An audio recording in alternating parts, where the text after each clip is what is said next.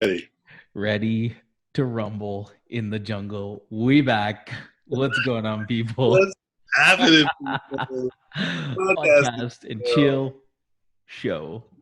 That's right. Show the best show you have never heard Until now. Until until right now. now. Wind your clocks. What It's more? go time. Yes, What more. more can you ask for? We're back in business, baby. It's so good to see you, You too, Mr. my man. Show. Great to How see are you. All love. you? We're It's ready been to too long. go. It's been too long. Press that button, turn the volume up. Let's rock. Let's So do this. what's good, Look at everybody? this. Welcome This is growing in too. You're still looking fresh. This is growing I'm telling you, every week I got my part back too. So starting to use that in. tool. Yeah.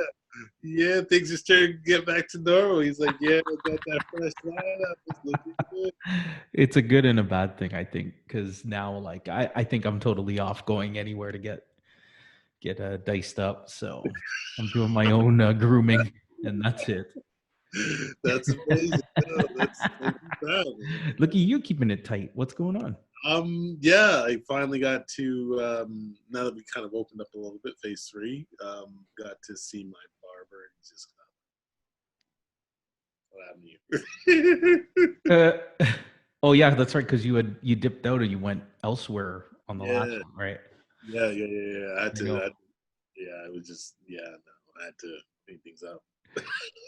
Fair enough. That's a tough thing, I got to say, in business when you know, I had conversation actually, um, that it's not family and business don't always mix. So when you are in business, you just have to understand that. But everybody goes through it.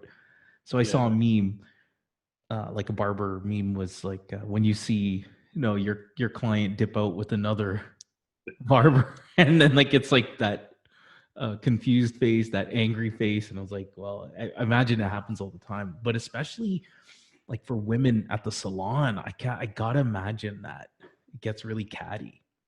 do you know what? Like, I think okay, you might have a different. I don't know. So yes, the salon, but also eyebrow. I didn't know that was a thing. I didn't oh yeah, know, yeah. and then that's like like a sacred thing. Like people fight over that. I didn't know that was a. I was like, oh man, eyebrows. Yeah, cool, Oh cool. yeah, nails, I didn't. manicure, Oh no, pedicure, eyebrows. Like, but the eyebrow. But this. Like, okay, have you ever complimented a woman's eyebrows before? I never know. You know what? That's like those finer, like eyelashes, eyebrows. Like I don't look that because you don't want to stare now, right? You can't stare. Yeah. Social freaks you out. Social media freaks you out because you can't post just anything. It's got to be PC. And now like social distancing, you like it's hard to even look at other people. Like you don't want to be like. But you do know. Here's the thing: people are making a fashion statement with the masks now because there's branding on them. Oh yeah, for sure.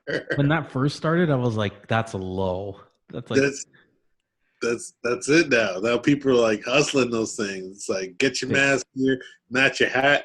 Got a mask and hat your combo. mask." I saw a lady with like a matching blouse and like the same. I'm like, wow, this has become a fat like because you know what? Before long, people always are going to make a statement. You got to make it your own, right? You just can't stop people from doing that. This is true. This is true. This is absolutely, and I guess that's what it is. It's just like, hey, we're in this situation. We're gonna make the most of it. We're gonna be fashion forward Yeah. and wear matching, masks That, and go ahead. Go know, ahead. matching hat and balaclava or something just. Yeah, that to me is like I'll conform, but I'm doing it my way because you're forcing me to, right? Like that's why I don't get the Lady Gaga hate. And it's there's so many people that I feel like are misunderstood. And I want to bring this segment up later is like I find myself fascinated with the people that are really, really like I'm talking like exceptionally good at what they do. You know what I Yeah, mean? Like the thought leaders, the industry leaders, the Bezos, the Buffetts, the Elon Musk, like those are the first that come to mind, right? But like in music, like a Lady yeah, Gaga who shows up to the Academy Awards in a meat dress, or like she's in like a clear outfit and it looks like she's in a space outfit or something like that. And I'm like, you don't understand like what attention means to that industry. So people just get like so caught up like, oh, did you see what they wore? And it's like, that's exactly what they want you to do. And if you knew That's what that, they want. you wouldn't say crap about it, Yeah. right? Like, but Yeah. it's Right. they win. They win. They don't care if it's good or Yeah, bad. exactly. As long So as you're talking about them. yeah, like apply that to the mask. It's like, so I feel like people that do make it their own, um, well, there's some of them I imagine would be like, look, I don't want to conform, but if I have to, I'm gonna stand out. So it's gonna be like neon colored or have huge patterns or match my hat or match my clothes. It's gonna be well, at least for the fall, it's gonna be an in thing. It's the fashion. It's like, yo, do you have your mask? Who are you wearing? Who you wearing? Yeah, on the red carpet. Screw the shoes. Forget the dress. What mask are you What wearing? mask you wearing? Whose mask you wearing? What's Yeah. going on? And until somebody calls it something else, like they'll coin the phrase, like you see, like balaclava. I didn't know balaclava was what they were called Yeah, for that right? style, right? Yeah. It just sounds more chic. Yeah. I know. With my balaclava. With my balaclava. Unbelievable. So it's actually today, July 22nd, is our youngest cat. I still call her the kitten, the female Monroe, Marilyn Monroe, our cat. It's her 5th birthday today. And I thought it was, you know, it seems silly when you watch other people with their pets and they celebrate different things, but you see how close they become to the family and they become like members of the family. Like you Yeah. said, you had a dog up Yeah. until maybe 2 years ago. Yes. Yeah. And yeah, we celebrated. We made like a little tuna cake. We got her presents. We have a Oh, car. And I think the lesson in it, especially with kids, is you show them how much you love your family members by celebrating even your pets. So for Tristan, it was like that was a big thing today, and he wow. got involved. He got involved in the present picking. We bought her a cute little collar, and he even said he's like, we're gonna go to the supermarket. We're gonna go to Fortino's and get her a cake, because Wow. we went to Fortino's to get him a cake, and he picked it out. So it's Yeah. amazing Yeah. the thing that things that they recall, they retain, and then they apply it to. You say birthday, they were like they Yeah. do the For that same thing, birthday you even if got it's me. a cat. Yeah. That's amazing. Oh my. So I want your comments about like people and their pets. Do you think it's ridiculous sometimes, or you get it? It's both. Like it is so ridiculous, but I get it. It's like it's it's. I always think, okay, there's people that will fully admit, like, hey, I like animals more than I like humans, and I find Ah, that that's a good strange. point. I find that strange because it's not like you're gonna find somebody. Well, you're not gonna find an animal. It's gonna be like, yeah, you know what? I really like humans more than I like my own species here. Like animals, just like, hey, you guys are cool, but you guys are nasty and dirty. I'm around for the food, and you can pet me, Yeah. especially cats. I feel like cats are just like they know what's up. They're just like, you know what? I can come around to get some affection and some food, and then just leave me the hell alone so I can do my business. Yeah. And I think any other pet that's just kind of like it's kind of like I don't know. I think it's kind of like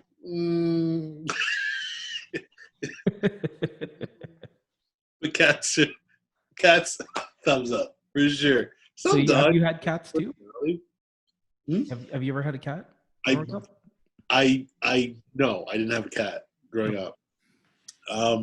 But I had like roommates that like they had a cat or whatever. Okay. Yeah. Yeah. But the thing is, like, I have no problem with animals. Animals like me. They always, Yeah. it always Yeah. comes up that like the animal likes me or whatever. But I don't get carried away. Like, there's no way I'm dressing up the cat. There's no way I'm dressing up the dog. That's not happening. Not that extent, right? But I get the just to sit there quietly and pet an animal. Just be like, yeah, the companionship. exactly. Right. I get it. Like that's fantastic. That's wonderful. I'm not treating it like a human. I know you're an animal, and I will treat you as such. I think that's one thing in life that you need to experience. So we've had cats like for 8 years. Chantal always grew up with cats, and I yeah. Once our kids are a little bit older, I definitely love to have a dog in the Yeah, family. yeah, yeah, Not a yeah. big dog. I can't imagine a big dog like what. Okay, I was just gonna ask. I'm like, are you gonna get a big? Because No, I that, can't. I can't imagine it. I don't. I wouldn't. I guess I can't say no, yeah, but I just a manageable one. Like I mean, we're used to the cat, so maybe we'll like ease into it with a cat. yeah. But I've And never had a dog. Like my parents would never let us. they did not want to. They Okay, used the allergy card as the reason, and I knew it wasn't that. I'm like, you just don't want to end was up. it not allergic? Was it not? Pardon? What's that? Was it not really an allergy? It was just kind of like, Oh no, we had allergies, but okay. I did. Oh, But I knew it was more like, oh, we're gonna end up being responsible for this pet, and you're not. Like, and now that I'm an adult and I'm willing to accept that, because I'm not unrealistic. I'm not gonna think my kids are gonna take care of this pet, right? yeah. It's gonna be you. You're getting another kid. Yeah, exactly. Right. And I don't want to introduce a puppy while we have a baby. I think that would be the dumbest thing to do. Yeah, that's rough. That is rough. So you are getting a dog like Well, later? not anytime soon, but in the foreseeable in the Yeah, future, I can see it happening. you've already Like made I the choice. See, I'm trying to avoid that. Like I'm right. getting. I'm getting. Oh, a puppy would be nice. And I think it's solely on the reason that like I said, in life, I think there's certain things you should experience, and I believe having a dog is one of them. Like the relationship we have with our cats, like I can't imagine not having them now too. Because I grew up without pets, so it's like Yeah, I should have had pets growing up. It would have taught me a lot, but yeah. Oh, absolutely. Well, I had fish. I think I had fish and sure, but I mean, they like died. yeah, they're so self-sufficient. It wasn't. Yeah, it wasn't like Like, wasn't I had to go walk anything. that's right, exactly. That's a big thing. It's like, Yeah. we walk this thing. Oh yeah. And then I see people like who do it and integrate it now. Mostly I believe they've grown up with the pets already, but Yeah, like they have cats, they have dogs, and they have kids all at the same time. I'm like, wow, what a busy household. But we're just taking on as much as we can take on it. Not all at once, anyways. I could not imagine taking that all on like that. No, right? But some people don't know how to live any other way. Yeah, that's true. They're just used to all that. So it's not a big deal to have it or do it, I suppose. Damn. Yeah. So keeping in line with like I mean, we're getting closer. Baby's gonna arrive mid September is the due date. And my wife is getting, more and more pregnant for in lack of better description. So I'm trying to help by keeping our son occupied. And he's getting better at cycling, actually biking on his tricycle. Oh So we wow. went on a long one today. And part of the cool adventure out is like by one of the like our super box mailbox. Mm-hmm. There's like sadly there's a missing cat posting, and there's a picture of the cat. Cat's name is Waffles. So he's talking about so ever since yesterday he's talking about Waffles. We got to find him. The owners go look for him, or we're gonna find him. He was kind of not distressed about it, but before we go to bed, he kind of recaps what happened in his day, Happened and in the day. Yeah, just to he get talked that. about Waffles like to my wife for so long. And so today we were like, is he gonna wake up this morning and talk about Waffles? And he didn't, but I used it as a way to get him out of the house. And Oh no! we You're went like, out, yeah, we you're went cycling twice today to go looking for Waffles. It's crazy. amazing. And of course, you didn't find it. No, sadly, I don't. I like because we live close to not a national, but like a regional park. And there's my neighbor has a camera system, and he's seen coyotes in our backyard. Like just because we're not fenced out yet, so they come through. They must have been used to coming to here. This was an open field before, Right. so in the middle of the night they come. They probably go wherever they hunting for food, and then they head back. But they don't stay around when the people or daylight, when any of that, right? But Mm. a stray cat, like we're right by a heavily wooded area, so like anything can happen. So sadly, I don't think they found him. But now Tristan goes like on these hunts. He's Looking like, for we're gonna waffles. find waffles. I'm like, we got to go home for dinner, and he's like, well, we're gonna find him. I'm like, well, sometimes you don't find them, right? Sometimes they don't come back. Yeah, they like you try to not avoid the conversations, but you're like try not to delve too deep in ones that require a lot of explanation, right? That like how are you gonna make him understand? Yeah, and sometimes it's like, well, what happened to him? Well, Yeah, he's what do you say? lost. I don't know. I'm sure he'll turn up. Actually, that's a conversation I had with my wife. Is like we don't want to lie to him. We talk to him very like as mature as possible, but it's like my reasons for it were more important than why. I mean, like, why not to lie to him or like make it a kiddie answer? Right. Is like eventually he's gonna meet kids that whose parents told him like how it is, and they'll understand. And then they're gonna reveal to him like, no, that's not how that works. And I don't want him to feel like, oh, my parents belittled me, like Yeah, yeah, yeah, yeah. They didn't tell me the truth. yeah, the tooth fairy. Waffles is dead. Waffles is dead. Yeah, no, you don't want to. You don't want someone else to tell them. You don't want to tell them. You want somebody else to tell them. So it's like, Yeah, just then will he think less of us and not believe us in the future? No, I know, but like you know what I mean. Like eventually, well, it only centers around Santa and Tooth Fairy and Easter Bunny. Like those are like the three major. Like, yo, yeah, why didn't you we tell got me to that? do that. Why didn't you tell me? Like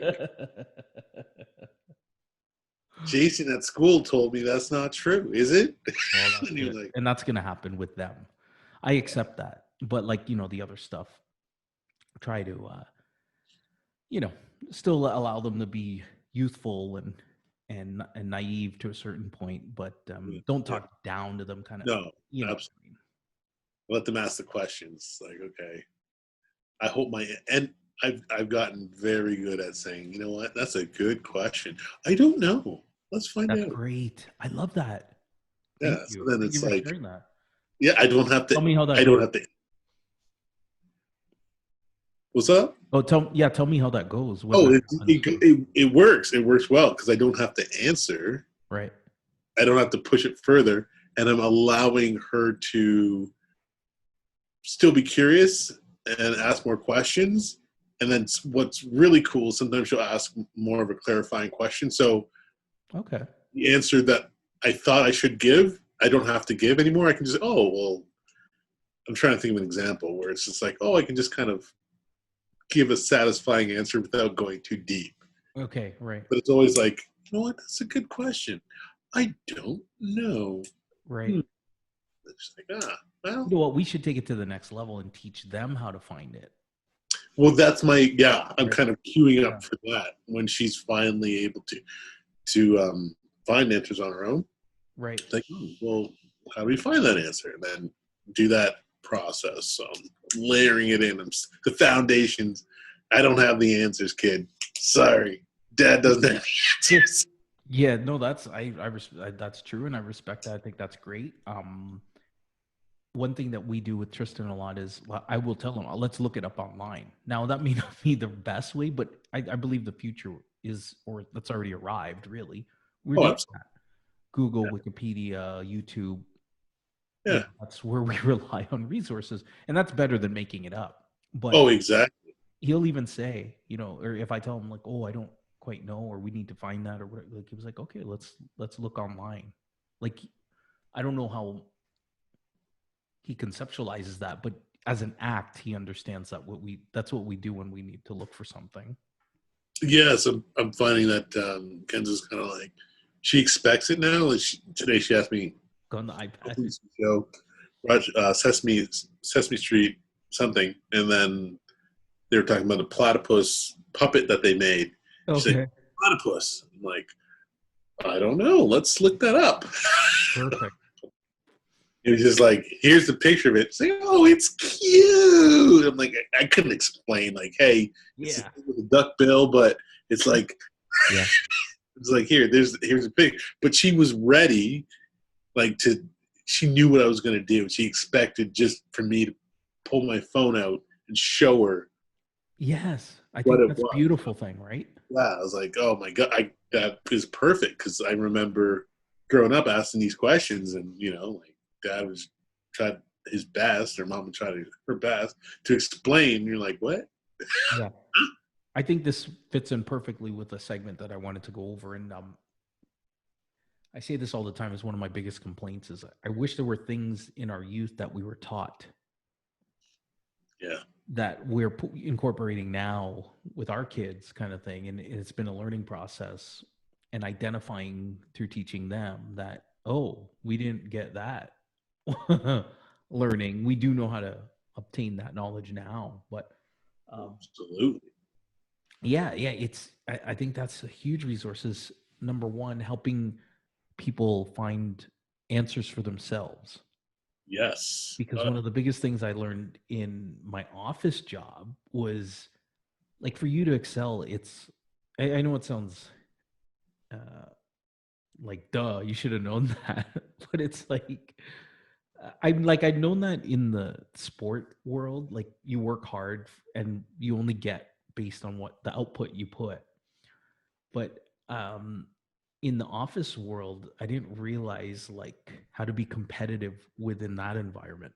And that leads to no one teaches you how to get a job, no one teaches you how to keep a job, and no one teaches you how to excel in a job. So true.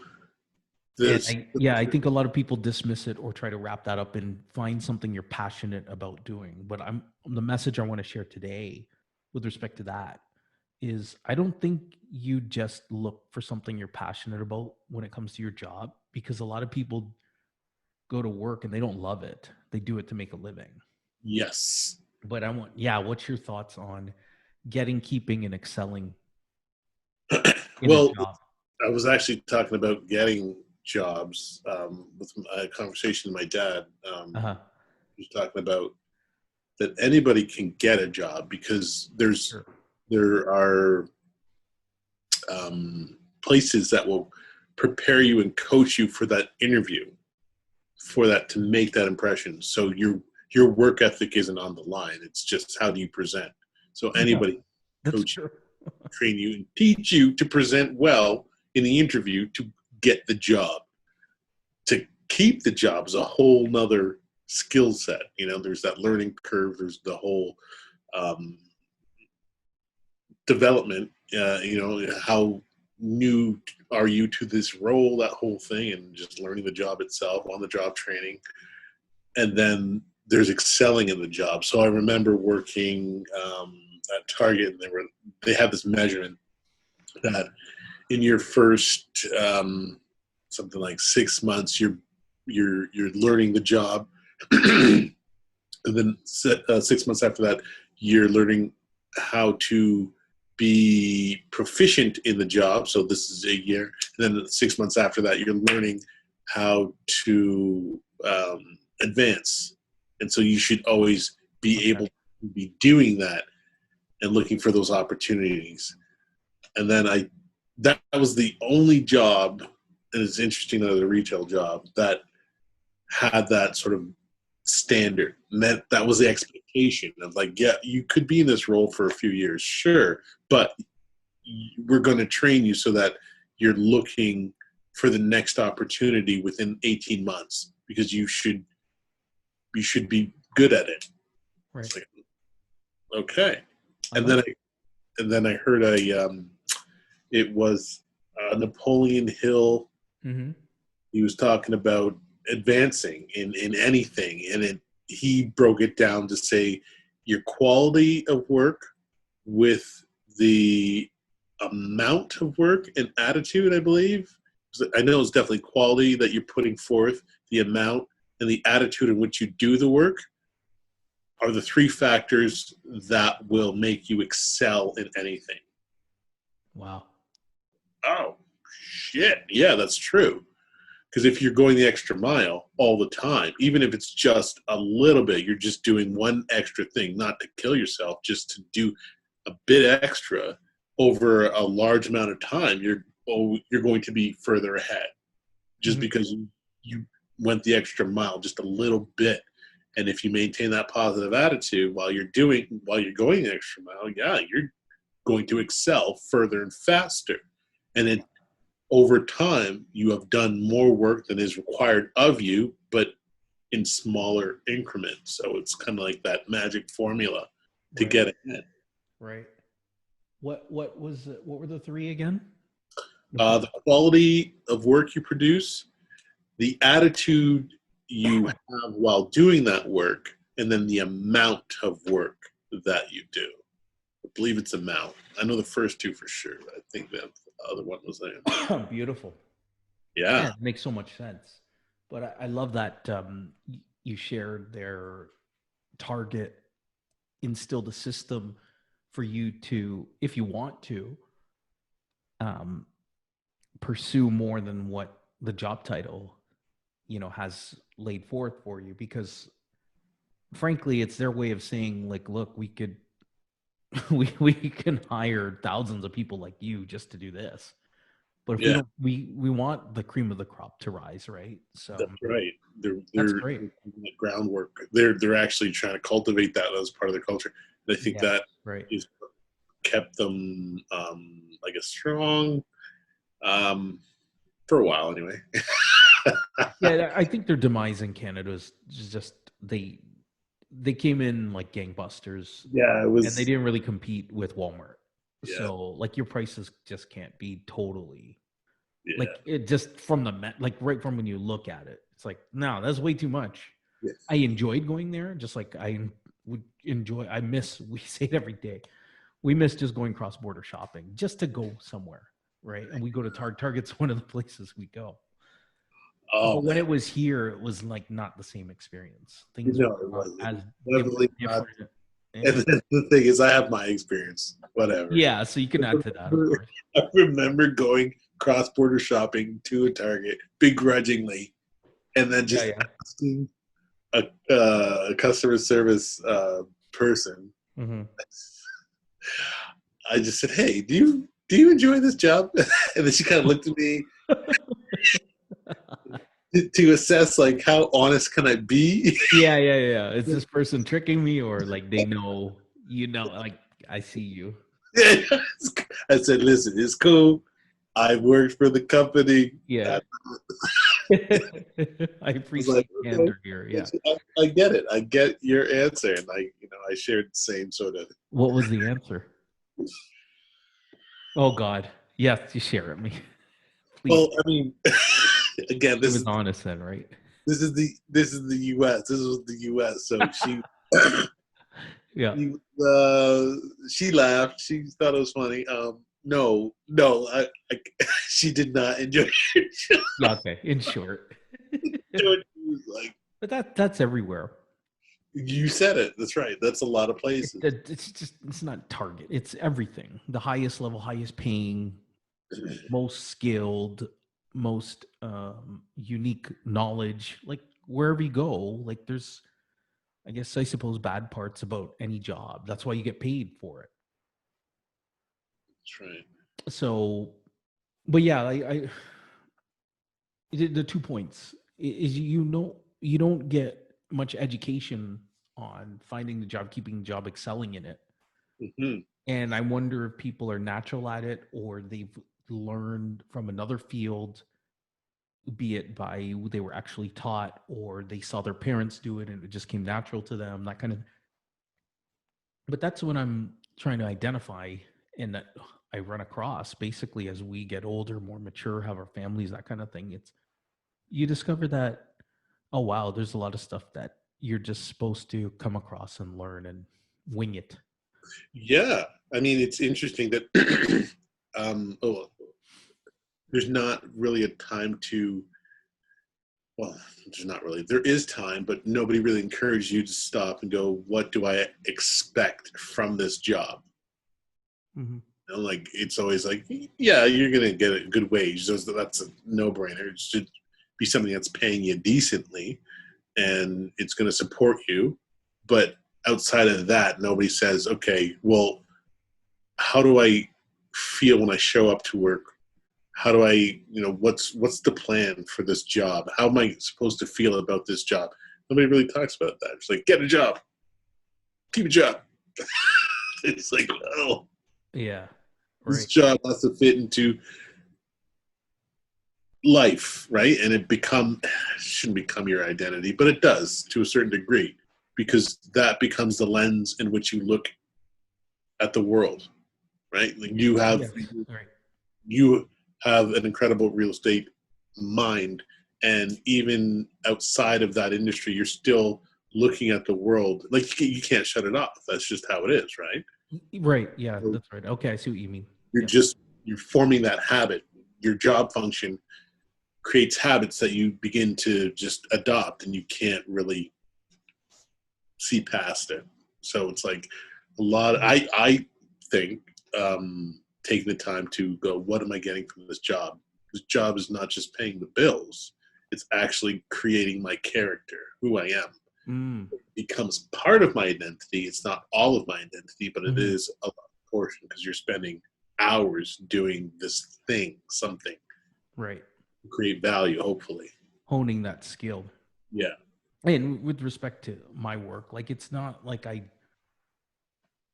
a lot of the times I think people stumble into real estate. They get attracted by the lure of the amount of money you can make in that free time you have. But the reality is to make it work, you have to work just like a 9 to 5 job at least, right? Like you still have to put in the time to get to a level where you can, I suppose, work at a less stressful pace, less, you know, requiring all your attention. But you have to do that in the beginning. mm-hmm. You have to get off your feet. Like the analogy is, airplane's not going to take off without enough speed. So you got to go hard and you got to push and you got to create that speed and momentum first. And then when you get in the air at the right altitude, then you can put it on autopilot if that's what you want to do. But some people are, their impression is like right off the bat, I'm going to be on autopilot. It's Yeah, like just because I have a business card in the yeah. title. I got the business card of my. It's on. I'm good. I'm the pilot, and I'm Hawaii every weekend. I'm like, No momentum there, son. that's like why the average number of transactions and earnings for a real estate agent, real estate agent are just they're really pitiful, actually. Really? But that's sales in general, and Yeah. so it is kind of a career that a lot of people come into it as a second career because no one, like, I believe, dreams of being a salesperson, and there's a lot of negative connotations with it, right? Like sleazy used car salesman, that kind of Yes. thing. So with that, it's like, yeah, I don't I don't love every aspect of what I do. And that's what I'm saying today, because I heard it from some other things I've been listening to, is like you don't have to love what you do. In fact, you could hate it. What's more important is that it's something you want to excel and put the work into to get better at. I had a math teacher who said when she was younger, she said, I hated math. And then she started to enjoy it because it, she wanted to get good at something she hated. Wow. And That's then she became a math teacher. wow. I'm like, Yeah, my brain's still trying to like process that. Like, you want to get good at something you hate. right. What? So sometimes we Huh. convince ourselves like we know what's right for us, so but we say like, I'm not doing it, I'm not doing it. But isn't it funny when you meet people who's like anti something and then they become that thing? So I think something I get that. uh, in Yeah. their being knows that's what they should be doing, but they say stuff like that to convince themselves that like I don't. But once they get involved into it, that's like where they really excel. Strange. Uh, Like sometimes I think people do that. I get that. I get that. And then I guess because the thing that they hate, there's an aspect that maybe they're just not good at, which makes them hate it. But they don't really hate it. They just hate that they're not good at the one thing or Right. something. And then they find this labor of love by getting better at it. So Yeah. being a natural at something, because I've seen so many professional athletes that were natural, like, like an can't miss prospect. This guy's going to change the game. This guy, his numbers were better than professionals before him. So when he becomes a professional, he's going to tear it up. And then it's like they have short lived, get involved with off the field, off the court stuff, and they never excel, not in the right system, only had success in college, not in the pro level. So it's like, Huh. you know, um, they might be a natural at it, but they may not love it.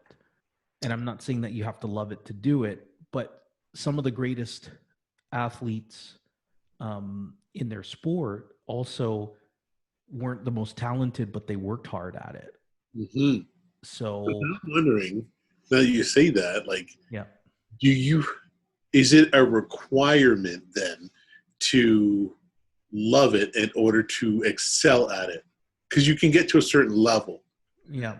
You might plateau. Like you said, they might be just good in college, but to make that step, there's a decision, a switch that you make, and you're like, okay, I'm professional, but do you need to love it in order to excel? What do you think? I think knowing the answer to that is different for everybody. Loving the sport itself, don't believe that's it. There's something that they get back from it. I think the people that excel really at something that you can never understand is they get something back from it that, yeah, we'll never understand. And it's not necessarily a love for that, it's the love for the work that they like. Something is making them feel like they have to keep chasing it. Mm-hmm. And I don't think that's love, Mm. because you can't be satisfied by that. And that's why those guys like excel to these levels that people would think that's a lot of work and that's a lot of achievement, but they keep going. So I don't think it's a love. It's an obsession or something. And it can be unhealthy too. And that's why I think it's not love. Ah, I see. Yeah. And I think this, okay, so I'll like connect that. Oh, let me get your thoughts on that, but I'm going to connect that to my recent fascination. Like I've always, in different times in my life, been able to identify like people that I really admired their work, whether they're singers, actors, business people, entrepreneurs, etc. Mm-hmm. Like I really admire those people that became like the top of their game and excelled and then pushed the boundaries and then introduced like new things. So but yeah, let me get your thoughts on that. Um, Not love, maybe like an unhealthy obsession or something. Like I think I think you're right in that there's an obsession there, and I think I'm just thinking about athlete. Well, not even athlete. Speaking as an artist, there's that flow. I writer. know Yeah, sure. that athletes get into, and a writer can get into this flow state, and like Mm. you know, the writing is a skill, and some people hate it. There's times I hate it. Times I just don't feel like doing it, and then there's times where I absolutely love it, and I'm in a flow state, and I that feeling of being in that flow state and seeing the outcome of that is addictive, is fantastic, is and I can see people becoming addicted to that. um and I yeah, because it wouldn't be the writing itself, it's the feeling that you're in while you're doing the Mm-hmm. thing. Mm-hmm. I get that. And to and like you, like I just kind of segue, I guess, into what I wanted to say about Hamilton. I just realized, not realized, I discovered the play. We watched it. It was fantastic. I was amazed, and I got to get this right because if I don't, I'll just it's bad. Lin Manuel Miranda is Miranda, yep. the composer, and I had no idea he did Moana, Uh-huh. Uh-huh. and he did some of the new Mary Poppins music, and then Mm. he had the Hamilton musical, Mm-hmm. and I could tell you like based on the name alone, I was like, no thanks, I'm pass. Okay. Hard pass. And then I watched it, and then I was just like, okay, this is a genius. Like I get what he did, what he took. He took a book, a story, founding fathers, and Yeah. added this music, updated the Modernized it. narrative, Yeah. made it multicultural, diverse, and it just I got I saw that genius, and I'm like, wow, this is incredible. Like this is a person that is at the top of their game, Right. because to be able to not only write music, star in the production, Mm-hmm. and be incredible and change the way people look at history. Like 20 years from now, when you look back on what this is, it'll be like I don't think people realize like the genius of At the what moment. Yeah. at the moment. Yeah. It's one of those things like in 10, 20 years when you look back, you're like, who among us can do any of this? This is genius. And it's good. It's entertaining. It's fantastic. And I love that you added that. Oh my gosh, that's great. it is. I'm like I don't write music. I love listening. Who does love music? But the fact that I don't know. Have you seen it? No, I haven't. No. So when I say he updated the narrative, he took um, the history and got creative with it. In that the next generation that's going to have to learn about the history, it's going to give them something to be interested in. It's like, okay, Yeah. music, you got this. It's like if 8 Mile were in the 1800s. You've got this Eminem type character who's just this outcast rebel that's very talented and wants more than his station in life.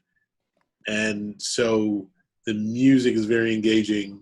The way that it's set up is very clever, very engaging. Mm-hmm. And it allows you to get a sense of the story. It's not historically accurate, but who cares?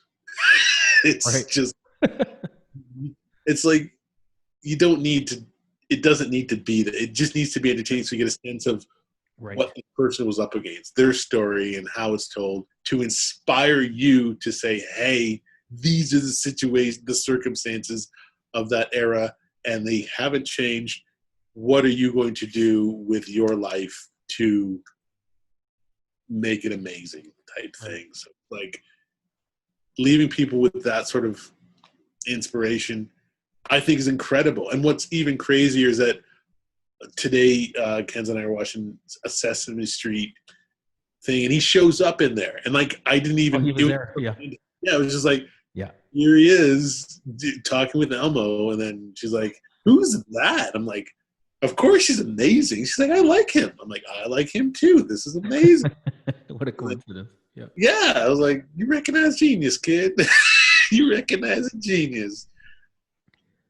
That's But beautiful. yeah, Oh wow. The just the fact that that collided into our conversation, and he's not someone I would have brought up, but I'm glad that you brought him up.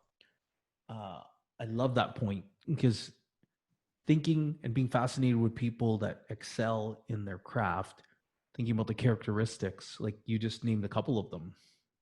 I would add to that singular focus and obsession, yes, high levels of self-esteem and determination, and a faith, like an unfettered faith in what they're going to do, and that they do it well, and they believe something to be true that most people don't, but they have complete faith that they will find a way to make people understand or benefit from what their pursuit is. You know what I mean? Yes. Like I always use that phrase, it's only crazy until you do it. Until you They're do it. pursuing something that is not done before. They take risks.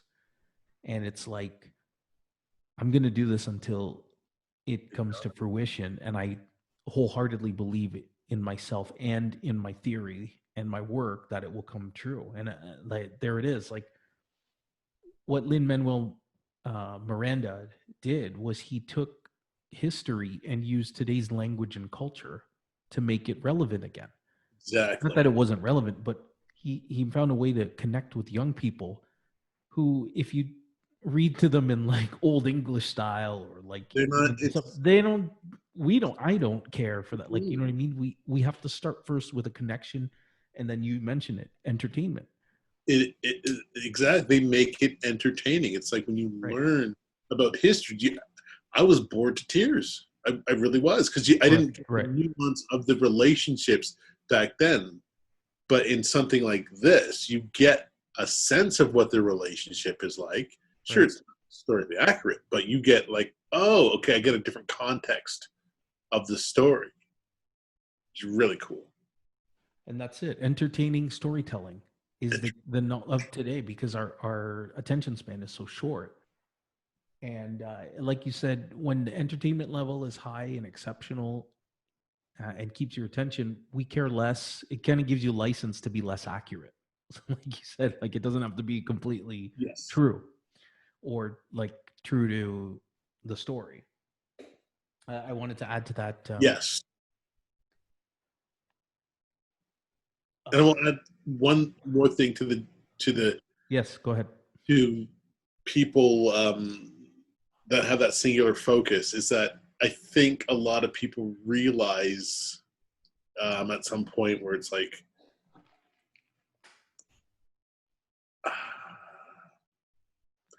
there's people are looking to be understood. I want to be understood, but I think for some people, they're okay with not being understood because they understand something bigger than Right. that need to just, I need to be understood. It's like, you know, it's, you don't need to be understood. You need to understand sort of that foundational truth that you were kind of pointing to, Right. something, that unshakable truth, whatever it is for you. As long as you hold that and understand that, and that's your push forward, then you become unstoppable. Whereas people are like, I want to be understood. They're stopped because they're not understood, and they just kind of falter. They're not Right. really. And that I think goes hand in hand with a belief in yourself. Yes, Like, absolutely. so where other people's opinions don't matter anymore, and you're going to do what you're going to do. And you know, there's a feeling it's like I was destined to do that. And you see Yes. how that's different than love? It's like if you love what you do, it doesn't mean you're destined to do it. Like people fall in love, but it doesn't mean that they were destined to be together. They say that. I think that's a catchphrase. Yes, I think yes. Good But point. I think you can only find that like in the work. You know what Yeah, I mean? Like discover it in the work and it not necessarily like you said, work that you discover. love to do. Right. Yeah. Yes. Like I wanted to add like people with that are exceptional what they do the fundamentals really really well, and they do it so well that they start to do even the difficult things very well, but they make the difficult look easy. Yes. Right. Oh, Does all the that time. seem to be just like, oh, okay, I could do that? I could do that.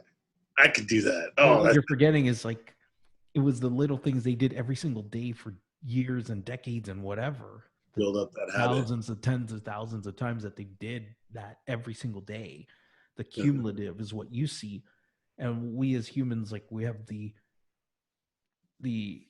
what's the word, we have the gall, the pride, I'm trying to think of the word, is we have the nerve to think that The we can do audacity. that, the Yeah. audacity to think that, oh, I can do what that guy spent his whole life training to do. Like, I know you've been training your whole life, but I can do that too. Whatever. and that's the thing, like a Lin Manuel Miranda, he would have his trials and tribulations in his career, no doubt, and then he popped with Hamilton, but he's been doing that same or similar quality work in his lifetime. Exactly. It's just Exactly. you caught him, like we finally caught him when he made, especially in the entertainment industry. That's when you catch them when they pop. That's right. That's right. So Meanwhile, it's been a consistent yeah, thing building that, you know, we weren't looking over there. We were looking over here to right. The whoever. fundamentals of what he was trying to project had been That's, there the whole time. that's right. And I think at some point, people with special skills, special achievements, they stop relating to everybody at a certain point. Yet they still push. I Yeah. don't like. No, you're right. Yeah. It's funny you say that. Yeah, you're right. Yeah. And my point attached to that was, I think it's important to question, because they embrace and they embrace being different. I suppose there's a time in their life that like they're doing what they're doing, and enough people have said, no, that's wrong, that's not going to work, this, you're crazy, or like a lot of the time when these guys are like that exceptional, like they're coming up with an idea that it's never been done before, or it goes against the train of thought. Yeah. And I think, yeah, there does have to be a special determination for someone to keep pushing when everybody is telling them like no. So that's why I think it's important today more than ever to question mob mentality, general thinking, and all this stuff. And I say this almost every show. It's like everything that we see in social and on the news and what it's almost, it's misleading, or think about what that person that's sending you the message has to gain by getting you to believe in what they're throwing at you. Absolutely. So I believe if you're like one of these thought thought leaders now, or like someone like super well accomplished, it's like they have to be super comfortable in discovering that, like, oh man, not everybody agrees, but I'm just gonna keep I'm gonna keep going. yeah. And how do you, it's like you have to be super comfortable in being solitary, and knowing that you are like, very few people in this world can relate to Jeff Bezos. Yes. And people make compilation tracks of him laughing, and they're like, what a ominous laugh. Like, we now it's like, so he's so different now that we can't like people like pick out what's odd about him and try to laugh about it, instead of like Oh, I see. celebrating, like, holy crap, this guy, Yeah. everything in his life lined up for him to become the world's richest person, leading a company that's like just changed Yes. retail, flipped Yes. it on its head. And we can't like talk about that. We're so uncomfortable that our talks about it are like, oh, what are the weird things that he does? Or he Yes. does dishes. That's crazy. That's like me. Or his laugh is really like Yeah. Yeah. I totally get so my thing is like, who does he talk to now? Who does he surround himself with? probably the same people he had before the billions before. But to foster like his work mind and his goals, he has to sought to go like, he must have people that are sought after. Like, he must seek out people that are equally as ambitious and willing to change and do. You know what I mean? Like, Yes, I think. Well, your circle of friends should be yes, people that are bringing out the best in you. right. So he's going to. I'm assuming, I don't know his circle, but I'm assuming there's people that offset his strengths, um, that are stronger in other areas that he's not, and are able to give him, what advice on things. But I think also, I It's such a small circle. That's what I'm saying. Like, absolutely, but I think it has to be, because in terms of, they call it right thinking. It's a okay, term called right thinking, and not everybody kind of latches onto that. And this right thinking, it kind of is perpetual, and it can gain momentum, and push you further. So this right thinking, I'm trying to actually, James Allen. James Allen in the 1800s wrote, what is it? As a Man Thinketh, Oh yeah, yeah, yeah. right? And he was talking about right action and right thinking and having those things align. And again, this is like the Napoleon Hill stuff, the Andrew Carnegie stuff. Yeah. That kind of thinking isn't a mob. It's not mob thought. No. Mob, like, what is everybody else doing? I got to fit in. I can't separate myself from the mob. I can't separate myself and be an individual. I have to group think. And yes, that there is a time and place for that thinking. There's nothing wrong with that thinking.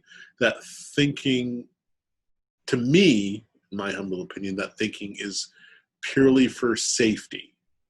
I need to be safe, so I need to get along with the mob.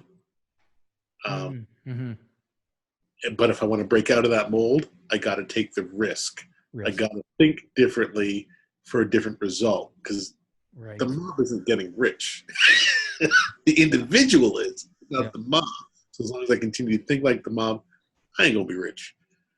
I got to think like an individual and rise above. But there's a danger in that. Even saying that, it's like I got to rise above the mob.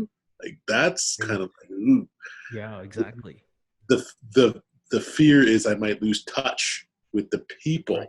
And what's more important? Staying connected with those people, or pursuing your dreams, your goals, your aspirations. And that's right. This it's a super simple quote I've heard recently was, to change, you have to change. It's so simple. It's like, but it's like, duh. To change, you have to change. And then because you use the same words repetitive, it sounds odd, but there's so much truth to that. There's so much truth. And actually, I just found a similar, if you want success, you need to plant the seeds of success.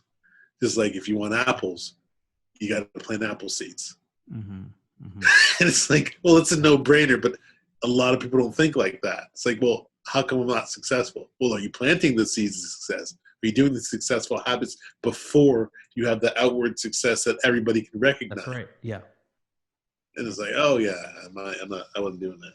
I wasn't on that track. It was the sowing comes before the reaping. You reap what you sow. Sow the seed of success, sow the seeds of prosperity, of abundance, to reap those things in the future.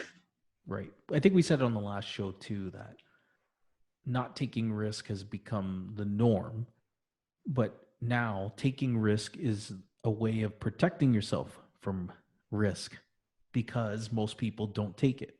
That's right. The only way you can protect yourself from not, being what's the word? Like complacent, is you have to take risks. And I was going to ask you this, and many people have different answers, but like, what's the number one thing you can invest in your life? What's the one thing that's because when it comes to investing, we often think money, and we think of risk, and we think of, I'm only going to invest in things that are a sure thing. So what's the number one thing that you can invest in? It's yourself. It's always you. It's you have to invest in it. There's nothing else to invest in other than yourself. That's it. Because that's the only sure. Because it starts with yourself. That's it. Anything else? Without that, nothing else happens. And if you don't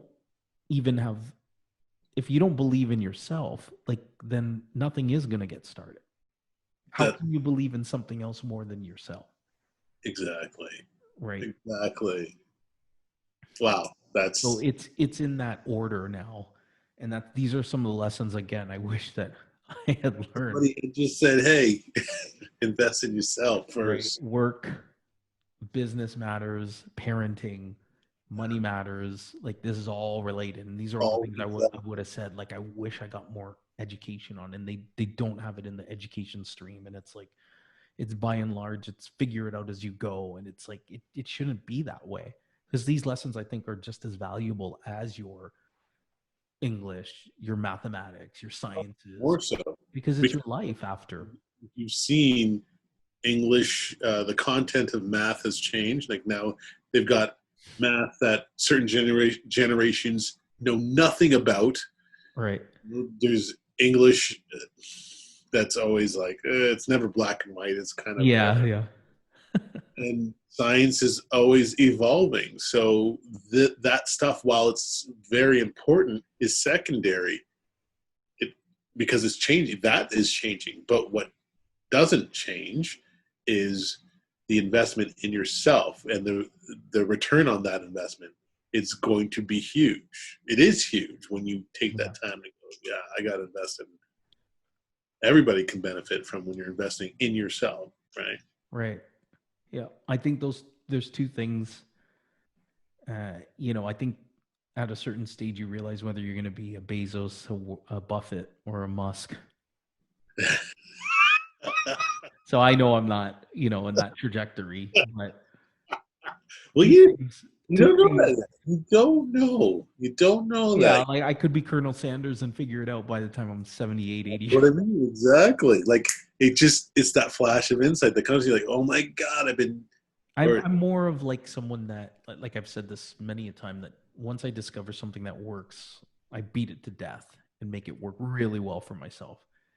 But you I like consistent, slow change. I'm not one for big, and I'm trying to break out of that because I want to do things. I'm say getting like impatient. exponential growth, Yeah, like I don't want just I want exponential. I don't want slow, incremental. steady. Yeah. I'm still willing to do that, but I think two things is it's curiosity is one. You have to, and this comes from Angela Duckworth's Grit book, and when it comes to people that are so skilled at what they do, it's the nuance that keeps them engaged. That's why I Yes. say now that I call that curiosity, and that's question on question on question. Keep questioning, keep information seeking, and always ways to improve. And I think that's the indicator as to where you've settled into what it is you want to need to be doing. And again, I try not to confuse that with love or a passion for what you do. Like you can have excitement, but I think the things that are most fulfilling are not just things that love you unconditionally. Like people that you love unconditionally, my son, he can do something wrong and I give him a pass. I'll always love him. But I Yeah. think the things that you're going to learn from and make you excel, you can get punished by too. You know what I mean? Like you're going to have losses and you have to learn Yes. from it. Absolutely. But sometimes, like when it's love, that's the easy street too, right? We're Leave that past. easier on things that we love, and like we give it like I said, we give it a pass, and we don't do all the things we should. We don't keep it objective. We don't keep it real. Nor, but I don't think you should. And here's why. Because you said it. You said it like when it's your son, you don't want to keep score. You can't. Oh yeah, yeah, yeah. But I'm talking about like careers and work, right? Yeah, in careers, you're like, Yeah, yeah. okay, With family, yeah, of course, there's going to be bias. exactly. I love you. Just stop being a shit, and we'll get along just fine. But But for career, it's like you're planting that flag, and you got to measure it, right? Like I've set a goal, I'm going to achieve this goal, and I can measure it, so I'm keeping score. Like that's just how. But that's that inner scorecard, so it's okay. inner scorecard, yes, I love that conversation we had. The Warren Buffett inner. I go back to that so often. I'm like, Yeah, scorecard. Okay, this is the inner scorecard moment. right. But we often confuse, especially in a time of social media, and confuse, or the lines are blurred between inner scorecard and like the bank account scorecard. Like what others have, what others don't have, Yeah, what they're doing, what I'm not doing. yeah. I wish I had this. I would like. it's hard to keep it in this day and age to the inner scorecard. Yes. It's your own standard that matters. Exactly. And I think that's another indicator too. It's a huge indicator. And I think what I realized was a lot of it had to do with worthiness, right? If you're playing the inner scorecard, but you're looking on the outside and you're, wanting these things, there's nothing wrong with that. It's perfect. It's fine. But placing more value on that outer scorecard, and then you're feeling like I'm not worthy because I don't have it. Yeah. That perpetual cycle of like. That's the fastest way to get in trouble. Yeah. Okay, like you said, worthiness, self-esteem, that kind of thing, validation.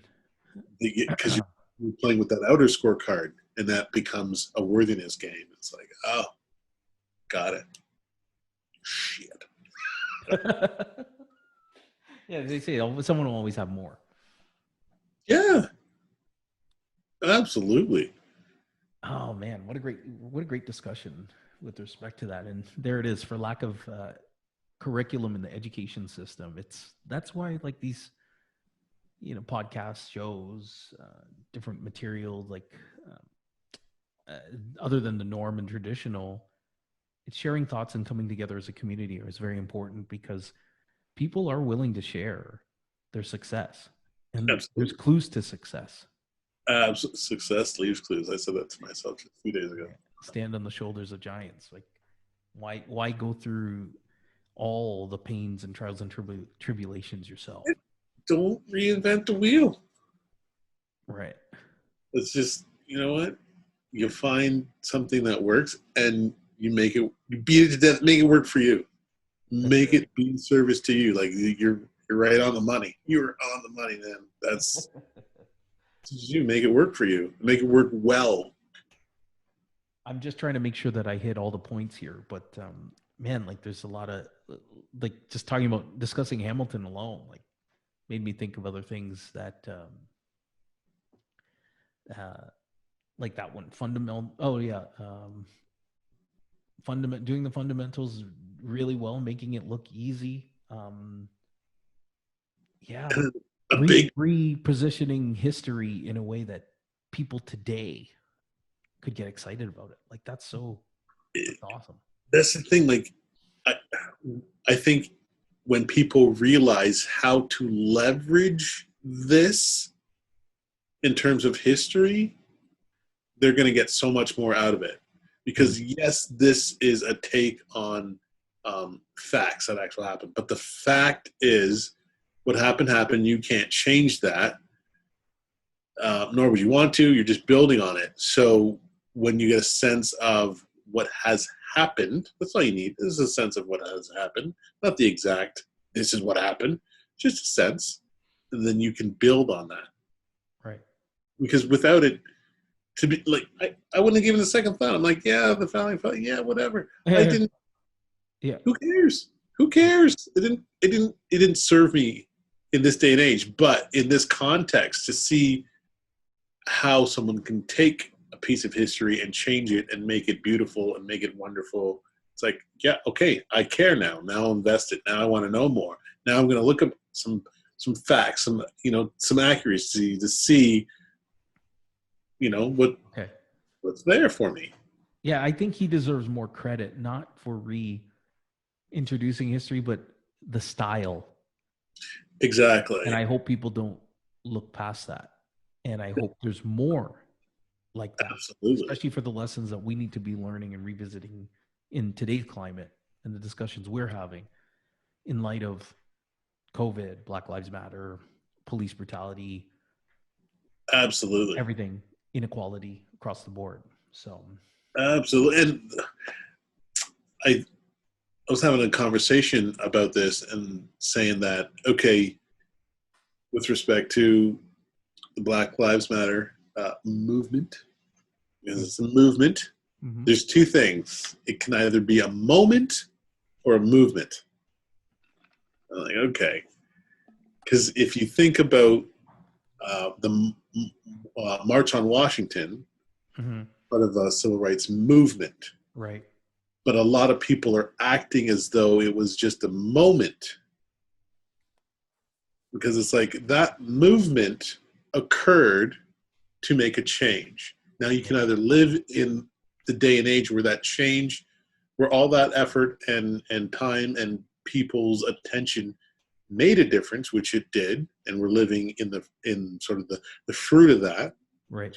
Or you can see it as, well, it was just the moment, and now this is a new moment that's repetitive of that old moment, and we're not free. It's like, well, Right. now you're just repeating history. Yeah. Was I see the dream. I see MLK's dream, and I'm living that dream. Mm. Can't do what I'm doing today. He didn't have that right. He didn't have that freedom. That's what he wanted. That's what he fought for. Mm-hmm. That's what I'm enjoying today. Mm-hmm. I'm cognizant of that and going, okay, yeah, is there more to, is there further to go? Sure, absolutely. But I got to stop and go, you know what? I was given so much. I have so much. I was given so much from those who fought before me. From before, yeah. And not to take away, not to discredit, not to, mar anything that has happened, but there's a understanding of somebody fought for my right to be sitting here talking to you, someone of a different nationality, right, in peace, and I'm going to take that opportunity and be grateful for that opportunity. So that begs the question, and I love that thought. Thank you. We can compartmentalize the movement or the actions of today and project ourselves 50 years. And what is this, the actions of today? What is that? How is that going to impact 50 years from now? Exactly. And then we'll be able to say, was it a movement or was it a moment? Exactly. And I think I will say this. I feel as though the Black Lives Matter movement could have capitalized on something huge, mm-hmm. and played an empathy card. Because empathy doesn't have a color. Right. So if they had embraced that and said, look, we're going to lead with empathy, because all these world leaders that we're looking up to, that we're crying out for, they're empathetic. And if we create a movement that is empathetic, we in effect don't need a leader. We just need a movement that's empathetic. Mm-hmm. That would have, in my opinion, done so much more than just bring awareness or whatever it is, whatever. Right. It's that empathy path that could have gained more traction. Right. Not too late, but we'll see. We'll see. Okay, fair enough. But it seems like the writing's on the wall on what this is. No, let's be frank about it, right? Because who else is going to say it? People will get upset because we said this, right? But that's what it's turning out to be. Yeah. And, that's not, if it's truly what the movement wants, then we need to do more of the other kind of activity. Absolutely. And just look back at our history, at the ones that actually affected change. Exactly. It just tie that into in light of what's going on in society and change. So by Friday of this week, we're supposed to move into phase 3 in Hamilton, where we live. It's mandatory to wear mask, face covering in a public setting, most like stores, retail, that kind of thing. Restaurants are not open. Some gyms are open. No, they will be opening like on Friday. We're not full scale, everything open yet, but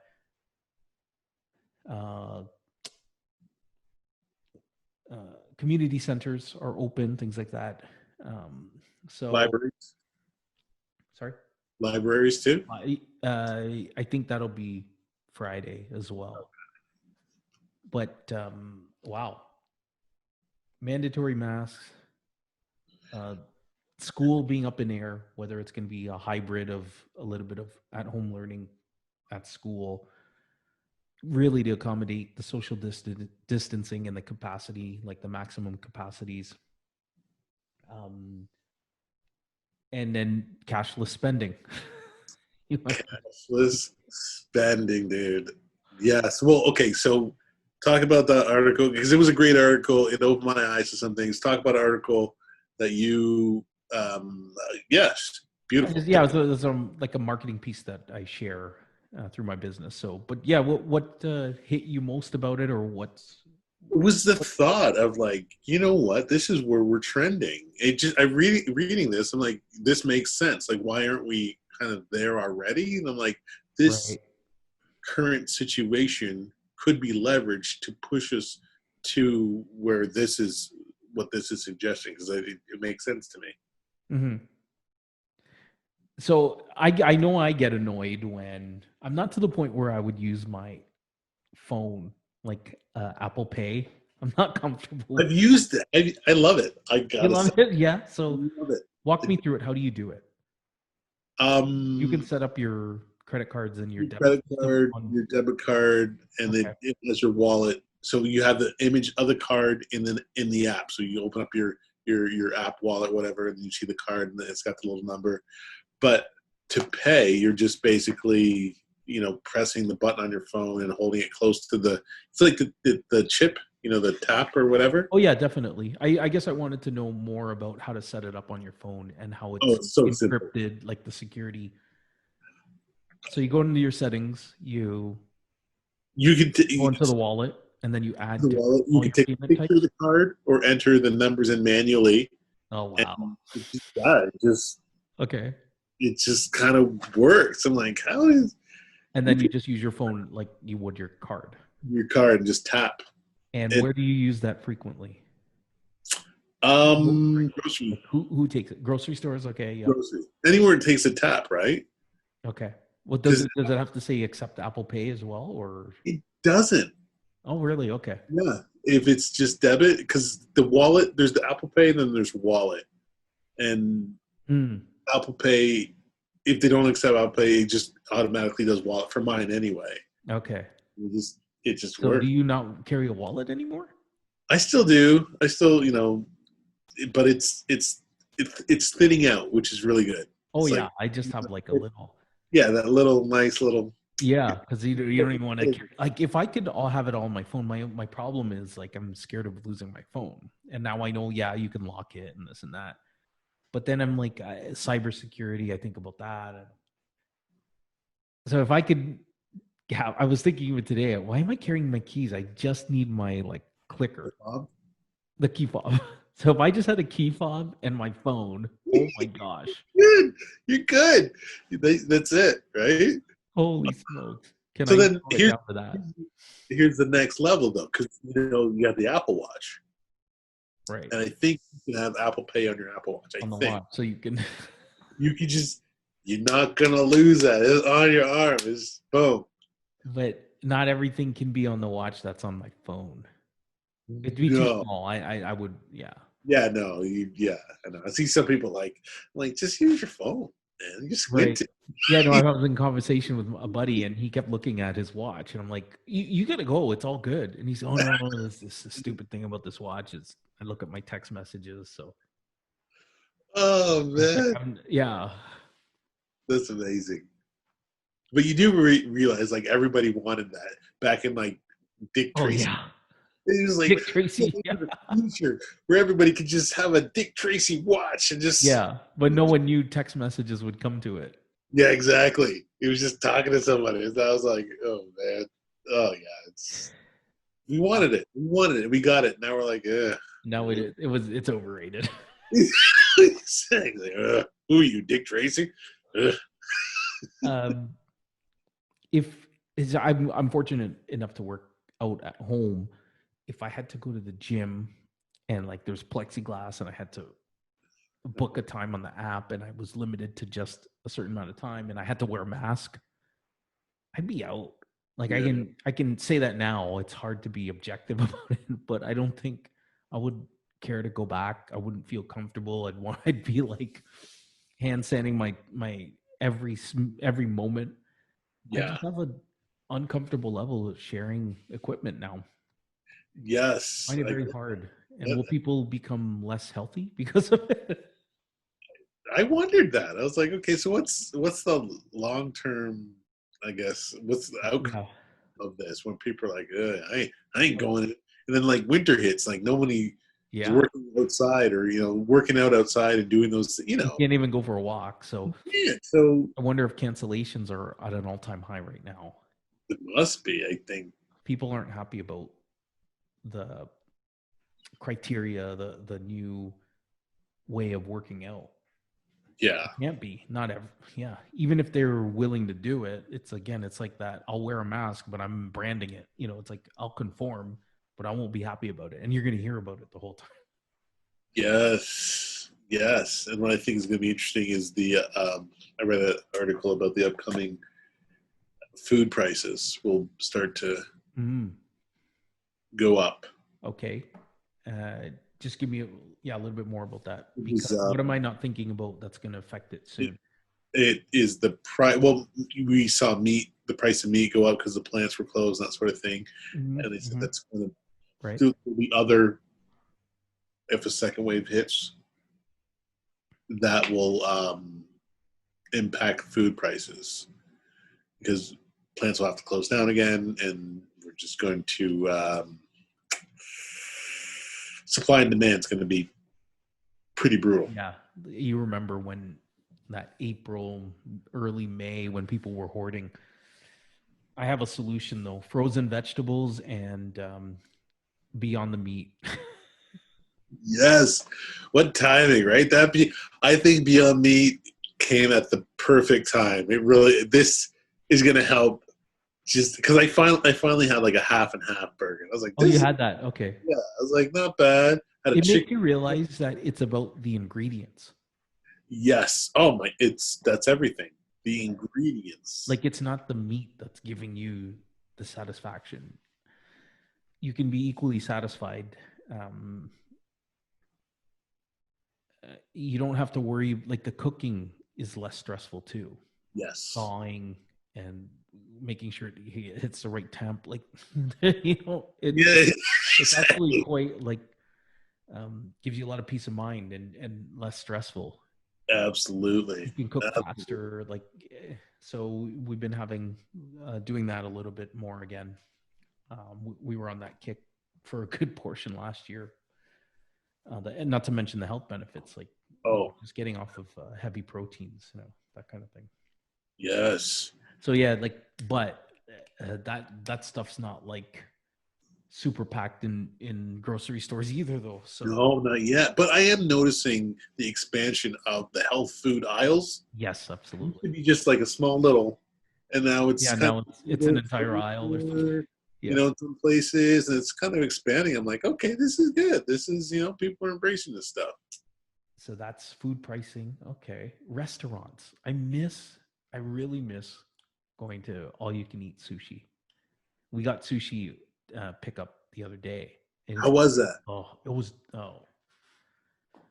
It's just because so many different flavors, all kinds of different foods within like one style that I miss. And the ingredients, you would never bring all those ingredients home and do it yourself, right? No, absolutely not. But you realize that the combination of the atmosphere and sitting in the restaurant is so missed. Yeah. I'm like, how are they going to do that? But it's not like a King's Buffet or a Mandarin where it's like, laid out and everybody gets the food in line. Yeah. Sneeze guard and all that stuff. At least that you're already in tables and it's brought to you. But I don't know if I can imagine like having all these dividers and fewer people. Like, well, whatever. It might be worth it in that sense. But in a general setting, it's like if you don't have a patio, you can't serve people in your restaurant. Yes.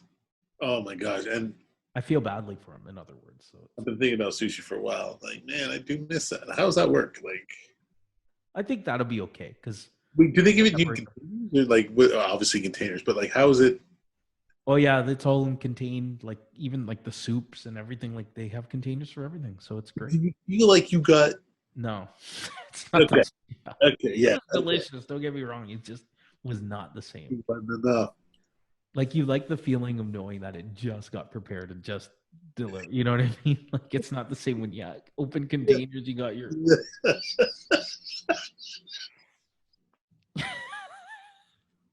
Because that's all about freshness, right? Yes. Especially seafood. You want to think like, this one. Okay. I was wondering how, and I'm glad you shared that because I was like, yo, can we just do that or like what? Yeah, I know. Yeah, they say don't ever go to a sushi restaurant like on a Monday. 'Cause it's not like it's not the recent stuff. It's the leftovers from Sunday. It's Saturday night weekend leftovers. Yeah. And there's a funny segment actually in the movie Inside Job. No, what's the one with Steve Carell? Uh Steve Carell, Who else is in there? Christian Bale, Ryan Reynolds. It's the crisis movie about the mortgage crisis. The Big Short. The Big Short. That's it. Okay. So it's funny. They have a couple segments with celebrities come in and they explain different terminology. So Margot Robbie explains, what she explained? Something. And then Anthony Bourdain explains what a tranche is, which is basically the French word for like mixing shit up. So he goes, so a tranche would be in the restaurant industry. If I order lobster and crab and like really premium fish, and Friday, Saturday, and Sunday, Thursday, Friday, Saturday is when I get it on Thursday and I serve it at a premium on Friday and Saturday.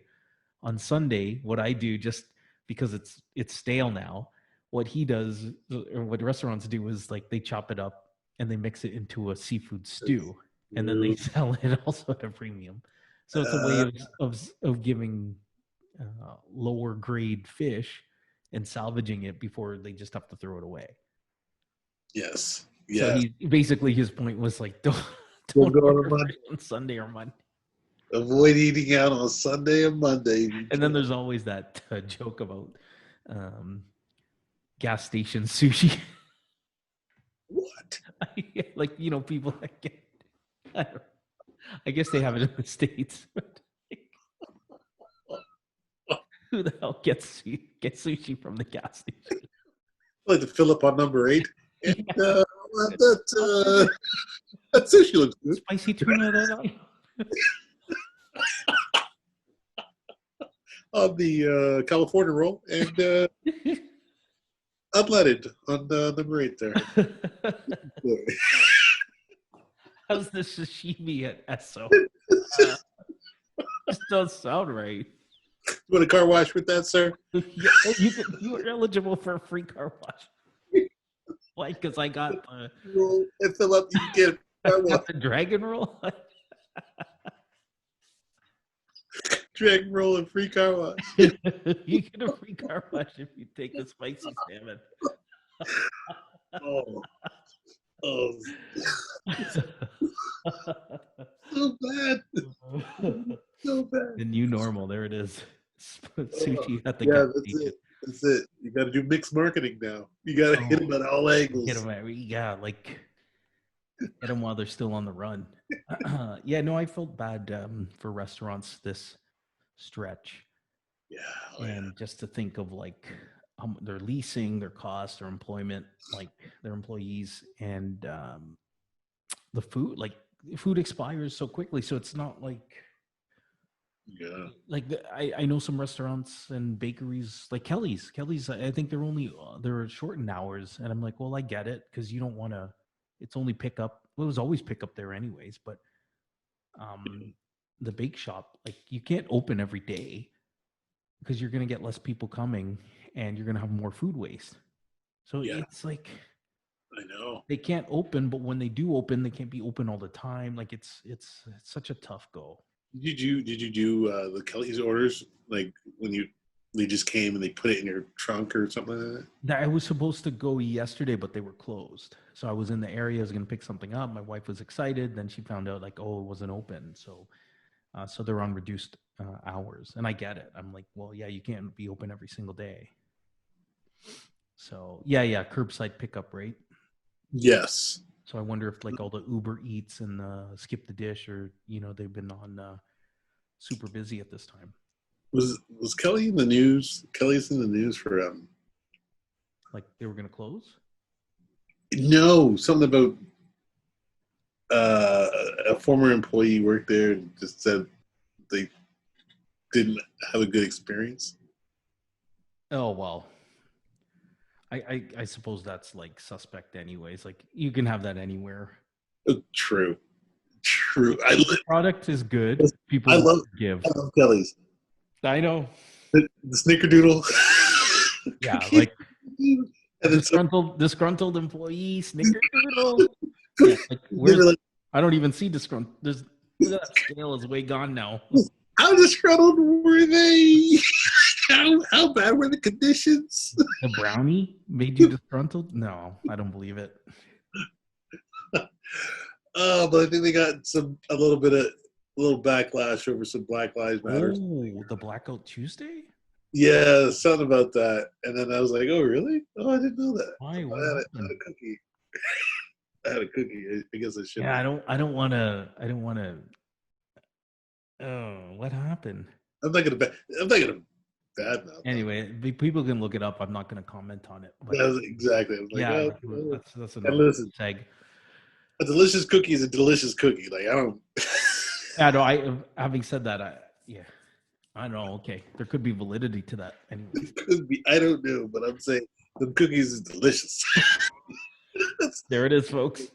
It is. It's like the Seinfeld black and white You want to cookie. give me some free Solidarity. Solidarity. I ain't gonna say no.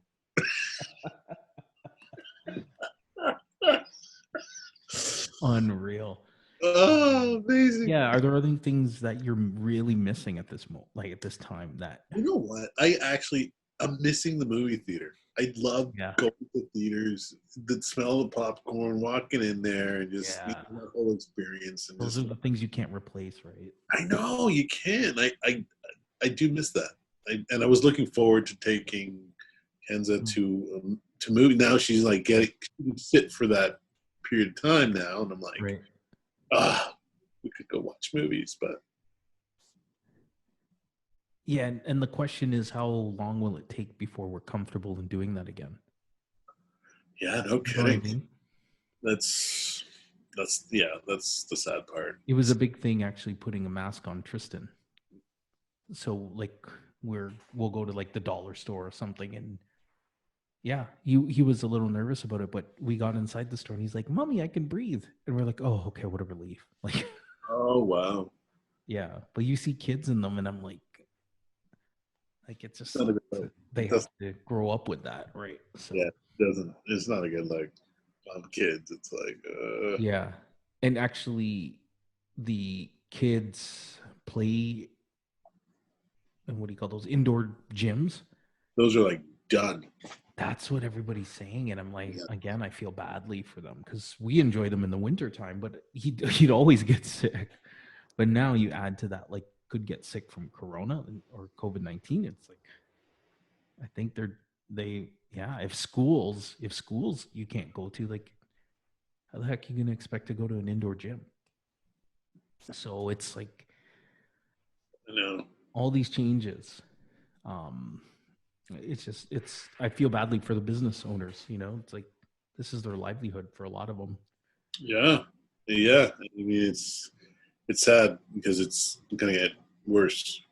Yes, I don't think we're even like, because of all the different support from the government and the payouts, they're going to continue funding of an unemployed and etc. And probably they always will. Like I don't even know how you like eliminate that, but other things like mortgages being deferred, like that's very helpful. But what happens when you stop these programs? And then that's when we start to see the effects, even months after that, because people have to default for a little bit before things happen. So I had the question asked to me, like, what do you think is going to happen? What's going to happen with the markets? And I'm like, well, it's not going to be an immediate thing. Government will not let it be an immediate thing. They will try to band-aid it as long as possible, but maybe next year we'll see. And there's a lot of unforeseen things that roll out of this that we don't know are going to happen. That's right. That are only starting to build momentum, and we won't notice till next year. Yeah, second and third effects of the big thing, right? Exactly. You wouldn't piece together until, like, only the people that are affected can foresee it. But like you and I, if our day to day seems unfettered, then it's like, well, you know, I don't think like what are industries, uniforms or something for schools. Yes. Kids aren't gonna buy them as much. Like, see, you know what I mean? Like it's like things that Yeah. are related to the school um, uh, programming. You know, you just don't see all those industries that are attached to it. Um, those little bodegas, if you want to call them, or lunch restaurants in the business sectors that depend on The business crowd business for people, right? Like and going and to lunch with them. the smaller those pizza shops that are positioned around schools and those Yeah. places that depend on the school year that you know Mm-hmm. students Yeah. that's reliable that they make their money during the school year and then things are lean and then it's like Yeah. those And now it's all the time. Like, you know, it's so there's a lot of cottage industries, if you will, like that are dependent on things being full scale. And if they're not, like, you know, who the hell are they servicing? And they're still committed to their leases, they're still committed to their businesses, and like what other sources of income that they're going to have. Like you can't just become a dine-in restaurant and become takeout and delivery yeah yeah if you're not already that flexible, that nimble, that you know can't change or can't adapt to change that quickly. Then like you know, like your fine dine, like I think of the keg. have you they seen they they have like those kits. the they That's do that's not the same. The benefit of going there is someone serving and right to you. So I'm like, want the experience of dining out. And I saw, like, I don't know, the tables all. It looked weird. Because I drove past the keg and I saw everybody dining out outside, and it was just, it was weird. did they It set was, it up in the parking lot? yeah, they Okay, did. A part of the parking lot was just kind of sectioned off, and there was right. like, tables and chairs and people eating, and it was like interesting. And then Yeah, people moved up to like, yeah, very interesting. I know. Yeah, that's tough. And you know, obviously here with basically we got 2 seasons to do it. Yeah, Like they're missing out on 2 seasons. What are they going to do from October to the winter? it's gonna yeah, thing when the second wave hits. Do you think the second wave will hit or no? What is your thoughts on I think that I said to someone the other day, I said that'll be very telling. I said it's already telling that the numbers are so low in Hamilton. that? Yeah, yeah, yeah, I'm yeah, like globally, they are you like some places are hit like crazy, and here everybody was worried about it, and like it's next to nothing now. So if it comes up, like I don't know, it'd be very telling. I'm in a sit back and wait position that like it feels like someone's controlling when and where and how many. I yeah, just can't believe we're like next to none right now. yeah, No yeah, cases, yeah. no cases, zero. When we had like entire retirement homes like hit with it, it's just very suspect. But Yeah, yeah. It's yeah, yeah, very controlled. But again, as somebody said to me, I would much rather this than going to war and seeing those kind of numbers. Yeah, yeah, sure. There's more what collateral damage they call it. Like, yeah, the violence is it's just too terrifying, and it's not controllable. There you go, yes, in a sense. But okay, fair enough. That's an interesting take, and certainly one that most will agree. But it's just like, yeah, super strange. And it's like, I don't think we're doing anything exceptionally well to prevent it. You know yeah. what I mean? Like, in fact, we should be more exposed to it because people are like, they're fed up, they're going out. There's not lineups to go into stores anymore. So, what was that all about? Yeah, yeah, yeah. Good point. You That's a good. didn't have to wear a mask. Yeah, Like, it was point. so Interesting. I think we're that's what I just mean. Like, if we have to do all this stuff and the numbers go up, what did it matter anyway? Like, so the mask means nothing and sanitizing means nothing. Hmm. Because if numbers stayed low while we were doing all this stuff and then later on they go up, it doesn't like connect. You know what I mean? Makes sense. Uh, Interesting. is it in the water? Like, you know what I mean? If they, if people, I don't know. Huh. Hmm. Now I gotta think like, wait, yeah, that's right. Now I'm like curious now. And the Oh, way I've judged it is like my my level of uh, comfort with it. You know what I mean? Like before, we were like completely terrified, death, yeah. death. Like you touch a surface and you die. Instant. And now it's like I don't care. I'll touch a buggy. Yeah, like yeah, it's good. It's I'll fine. touch the shopping cart. Like whatever. I didn't die the last 5 months. You know, like you see what I mean? Like it's Yeah, amazing that you go from one extreme to the other. And yeah. like what has really changed? What has changed? Nothing. Nothing. Nothing has changed. Even the reporting doesn't seem as like crazy. Yeah, I think people are definitely moving on. They're tolerating what's happening because I feel people are still not anxiety about the whole thing. They're more frustrated. Like, how much longer? How much longer? How Yeah, much longer? like man, 1, 2, 3 months, that felt awful. It felt long and it felt like and that's where I knew like people just in their psyche were just like you can't keep people like this. And Yeah, they'll say like the hell with it, I'll die. I'll take the chance of dying to go get my groceries, you know. exactly. And then that's when you get the angry customers. And Chantel's telling me a lot about Mm. now that there's that bylaw Mm-hmm. about wearing masks. A lot of people are just like, well, I have an allergy, and you don't have to provide any actual real documentation. So it's kind of like, Yeah, well, that's right. what's forcing it when somebody can just say, hey, I don't feel like I got an allergy, and there's nothing you can do about it. So it's Right. like, you can't enforce it and impose a fine when this person can just make something up. And it's Yeah, just yeah. redundant. It's like, Yeah. I heard that as well.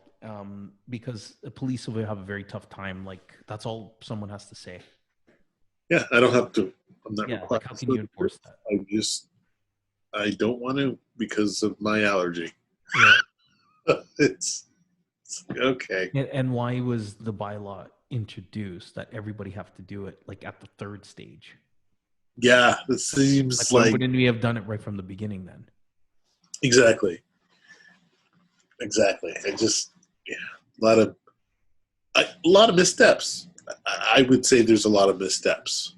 Yeah, dude, I can't blame them either. Like nobody knows the ideal way to do it. Well, yeah, it's like what do we do in this situation? So, you know, better have precaution than none at all. Yeah, But if I'm piecing everything together, I'm like, how do you go from again like global lockdown, don't do anything to um 0 cases phase 3? Why? Because it's summer? yeah, And yeah. they're like, no, the heat has nothing to do with Summer. it. Yeah, the heat has nothing. Oh, it doesn't survive on surfaces, or you can't get it passed through like sneezing and like unless they were like directly in front of you. Okay, when were you ever that close to someone that wasn't in your household anyway? Right? Like, what are you doing that close to a stranger? Yeah.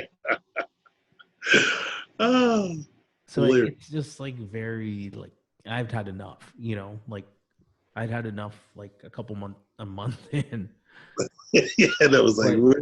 even then it was not a popular stance to be saying that kind of stuff. But eventually people got caught up and I knew my psyche again, like when you're fed up, Oh, you absolutely. don't care about rules, you gotta go live your life, right?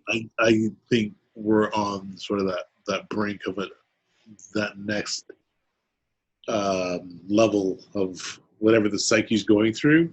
I just noticed a lot more people outside at night, which is weird. Like late night, Oh like yeah. Oh jeez. what's happening here? And the anger, the frustration is building in the public spaces. So Yeah, especially here, yeah, no one was gonna let COVID-19 ruin their summer. that's the thing. You They're know what like, I mean? Like we only get this weather uh, it's like such a short period of the year. gotta wait for a whole year to enjoy a hot summer day. No, I'm going outside and I'm gonna be outside. It's like, Yeah, because if COVID happens in the winter, whatever, I'm always inside anyways. yeah, exactly. It's flu season anyway, so I'm inside. Yeah, I would have been in anyways. So that's what everybody's expecting. Is it going to be actual COVID or the flu? Um, yeah, so I guess we're going to have a second wave no matter what because it's weather and flu season. It'll be flu season, and everyone's just gonna. And the symptoms are like COVID-19 symptoms, so it's probably gonna be a second wave that's gonna seem worse than it probably actually is. Because Yeah, because the symptoms are seemingly the same thing. yeah, that's my guess. That's my guess. You know what I mean? Like I always hesitate because I think people are always gonna be against it. Yeah, But that's just you're asking me how I feel, and my feelings are mine. Like so, same with yours. You're gonna share them. Like, but yeah, if I were to, like I said, I'm just piecing together. I just don't get how 3-4 months ago we were like on the brink of everybody getting it, and it's the most deadliest thing. And then yeah. now it's like people out there with doing everything. I know. Everything. People are getting closer. It's like, Oh yeah, you can't help that, right? I don't. Oh my Yeah. God, there was this movement, hugs over masks. Did you see that? It was on Facebook. There was people protesting downtown. They went to City Hall.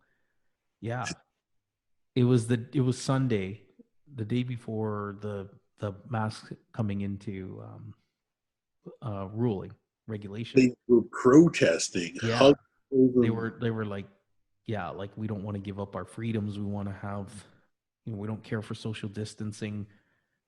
Show me the data. Show me the science that masks actually disturb your breathing pattern. Of course, like they were using some practical, what do you call it, arguments, and they Okay. were not in favor of it. But like the silly thing was like it was a huge group of people, and they walked up James Street and then over to City Hall, and then just reading the comments on social about like, oh, those idiots, or this is stupid. Is this real? I hate people. It's just, unfortunately, you know what I mean? It's like we're creating division, and Yeah. like it brought out the worst in the people that were opposed to it. And I'm like, I get it. You can be opposed to it, but it was like, oh yeah, it was crazy. Wow. I didn't Maybe know. you don't maybe you don't agree, but it doesn't mean you should hate them. Like, Yeah. like I think people that oppose the movement like are scared, but these guys weren't, so they were taking like a lot of heat for Wow. Was it a big turnout? A lot of people, or it. Kinda, from what I saw, like someone posted a video. oh my It was gosh. 100 people, some Okay. kids, some with like, yeah, no masks, chanting the whole way, police escort. It was a organized protest, I suppose. Huh. Hugs over masks. Hugs over Yeah, masks. I saw it. I was like, is this real? It looked like someone would have made it up, but it was a legit thing. I In feel like her Hamilton. heart was in the right place. In Hamilton. Yeah. They're protesting for hugs. I love it. Hugs over masks. It's Wow. you don't do a lot. We need more hugs, less masks, more hugs. I get it. Yeah. I get it. At the end of the day, just we should still be thankful that people have different thoughts. Yes. Not everybody can, everybody. There cannot be a unanimous decision because that begs the question: are we being fed that thought, and are people just agreeing to be agreeable? Yeah. Because I read a poll recently that I think it was having to do with the masks. They were just like, I just do it so I don't get the backlash from people for not doing it. See what I mean? It's like, Yeah. Yeah. Yeah. A lot of people are doing it to me. Like, I'm one of those people. Like, I'm doing this for your benefit. Like, I'm putting on this mask, not because. So I don't hear it. Yeah, exactly. I'm doing it to make you feel safe, not for me. I'm doing it so. But here's what I figured. I figured this: if putting on a mask infringes on my rights, but also gets me better, faster, friendlier service, Yeah, that's it. Mm-hmm. am I going to put on a mask? Yeah. Yeah, I want better service. Yeah. Yeah. I'll play the game. I'll put on the mask. Yeah. Play the game. With better service. That's what most of it is. Yeah, like why not? Yeah. Why not? I just hate when the exception becomes the rule. The exception becomes the dominant thinking, which is someone might wear a mask because they do have an illness, or they're trying they're trying not to give it to you. Right. Because not everybody puts it on to prevent getting it. They're also Yeah. prevent so Yeah. But I hate where like someone spins that and is like, oh, everybody's like trying to prevent you from getting it. Like, no, you're not.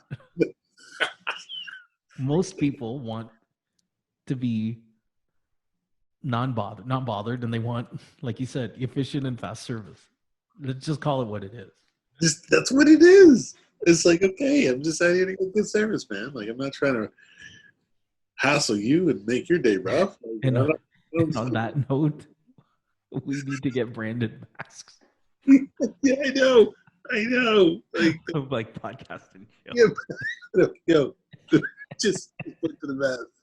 That's a statement. There it is. Yeah. Oh, those guys are doing it. They're branding. That's why they're wearing the mask. They don't care.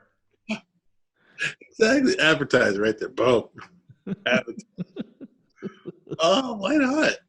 Why not? See, that's what people think. They're like, they don't care if they get it. They don't care if they give it. They just want to get the business. You want to get the business. See, you can't win. Oh my gosh. No, you can't. Oh man. Unbelievable. New times, new Yeah. Just new time. This is what it is. This is what it is. The way it is. You gotta put on your mask for good service. Yeah. Oh. Unbelievable. Unreal. What a blast. Always a pleasure. Oh. Thank you. Oh my sir. Let's fight over that. I know. The pleasure is mine. Unbelievable. Awesome. Week to week, month to month, and year to year, we're coming back at you. Podcast and Chill Show. We don't stop. We can't stop. Nothing's going to stop us. COVID-19, we'll find a way. We'll Zoom meeting it. COVID-19. You can't keep PNC down, COVID-19. No chance. YouTube, iTunes, Podcast Republic, Spotify, iHeartRadio, anywhere you listen to podcasts. Share us with your friends. The best podcast you never heard of. Until right now. The incredible, amazing, wonderful, always irreverent, funny, and hilarious. Irreverent. Oh my goodness. Reverent. You're insightful and intelligent. No, thank you. The wonderful, the amazing, the sought after, the magnificent, the dynamic and the dynamic duo, the elegant, the eloquent, Christopher Bernard. Unbelievable chit chat. Thank you, sir. Bro talk. Always great conversation. Infotainment, whatever you want to call it. It's a pleasure. And we salute you guys, and we love you. Listen to us, and with your attention. I love you. Bless you and your families, and keep sticking with us. All right. Yes. Podcast and Chill Show signing off. Good night. Good night, everybody. And we love you. Take care, everyone.